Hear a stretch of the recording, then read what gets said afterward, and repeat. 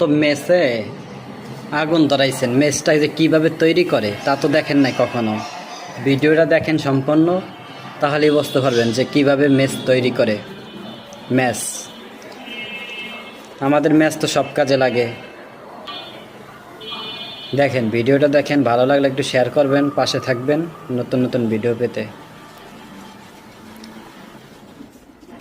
পুরো ভিডিওটা দেখেন, তাহলে ভালো লাগবে যে কীভাবে ম্যাচটা তৈরি করে।